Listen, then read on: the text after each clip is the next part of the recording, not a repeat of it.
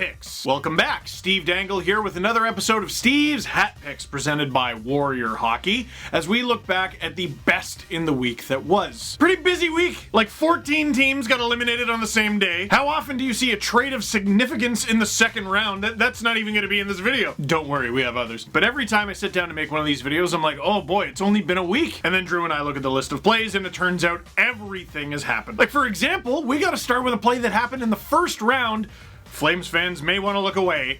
Dennis Gurianov with a hat trick in the second period of an elimination game. Unable to take that pass. Pops over the stick of Gaudreau. Heiskanen, Gurianov scores! Hanifin battling along the end board. Joe Pavelski pried it loose. They score! This game is tied on a tip, and if it's a tip, it must be Joe Pavelski.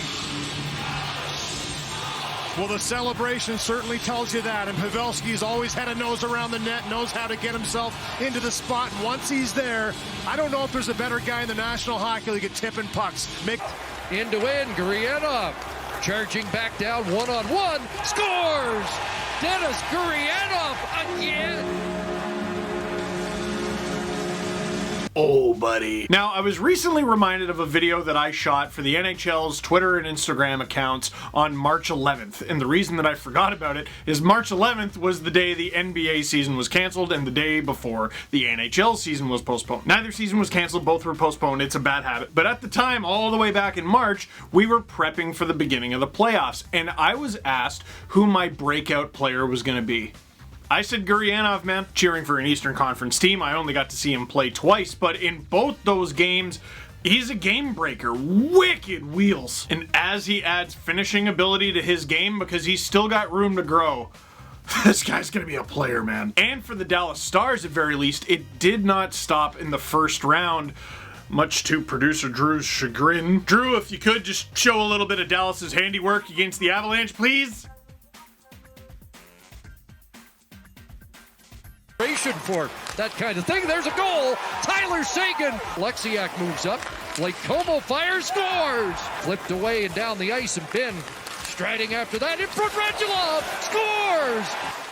Seguin to the attack. 2-on-1 here. Seguin. Stop. Rebound. Scores. Now Zadorov runs into Klingberg.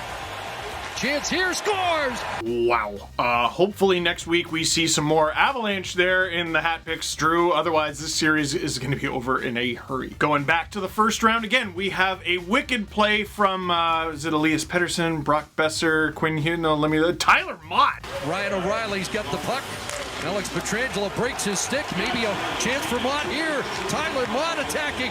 Gets past Pietrangelo and scores!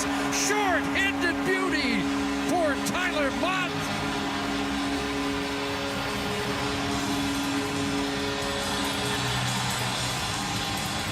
Just a terrific effort by Tyler Motte, who played over 24 minutes in Game 3, but was down to just over 10 in Game number 4. He wanted to make a statement in this game as well. Great recognition that the stick was broken for Pietrangelo. What a move through him.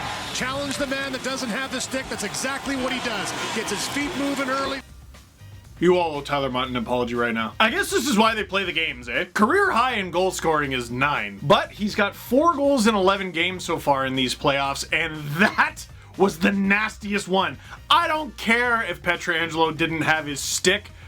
That's a hat pick. You know there's a bunch of people in the comments, he didn't even have a stick, doesn't deserve it. You couldn't pull that move off at top speed if that was a plastic dummy, let alone short-handed in the NHL in the Stanley Cup playoffs. That's a hat pick. Your attitude is a dang it, but that's later in the week. Our last hat pick from the first round, I want to call this a Dragon Slayer goal, but like, one of the teams is Tampa and the other is Columbus, and it wasn't Columbus slaying the dragon. Nonetheless, here's Brayden Point, like he does all the time in these playoffs.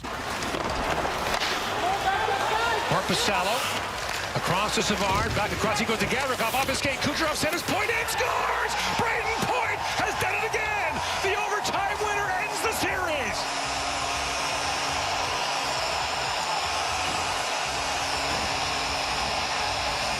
Minutes and 12 seconds into the first overtime. Brayden Point is once again an overtime hero for the Tampa Bay Lightning. Heartbreaking loss for the Columbus Blue Jackets. They showed so much resilience. They were the type of team, they just never went away. They kept coming back, kept coming at them. Incredible series against Toronto in the qualifying round, going to 5 games, 2 of them in overtime. And then, of course, starting the first round with that 5 overtime epic game against the Tampa Bay Lightning. Getting appreciation from his teammates, and there's a look. Brayden Point, a thorn in Columbus's side all series. Tampa's got to lean on him extra hard without Stamkos in the lineup, and he does this. Now, is it exactly a Dragon Slayer goal if you were heavily favored like the Tampa Bay Lightning have been in each of the past 2 seasons? Well, yeah, they lost the last time, and you know that had to feel good. Brayden Point is just ending games. Sometimes ending games that are nearly 3 games in 1. But for not just ending the series, but finally getting Tampa through the block that was the Columbus Blue Jackets, that's a hat pick. Getting to the second round, unfortunately for Tampa, it's them getting fed. They started a little shaky, but here's Brad Marchand finishing it off for the perfection line. Ryan McDonagh comes up with a puck, turned it over. Marchand scores!